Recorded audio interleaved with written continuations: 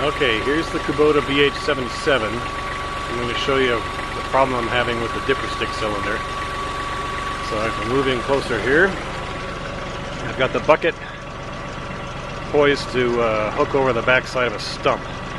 So I'm going to lower the boom a little bit, get that behind the stump. And now what I'm going to do is curl the bucket. And as I curl the bucket, see if I can get everything here. Watch what happens to the dipperstick cylinder right up here. Alright, here we go. Starting to curl. Curl the bucket. The dipperstick cylinder compresses and gives way. Seems like too far too easily. So then if I uncurl, we got a bunch of slack in the cylinder and the bucket will bounce around after that.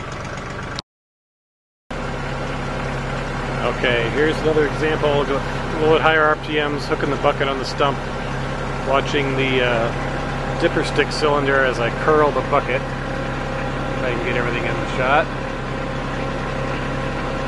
Starting to curl. The dipperstick cylinder compresses.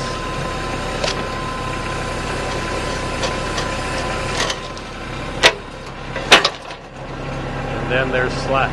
That just doesn't seem right to me.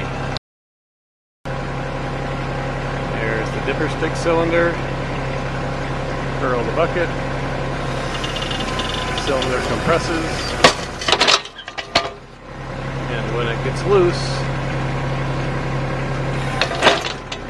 then the whole bucket bounces because there's slack in the cylinder.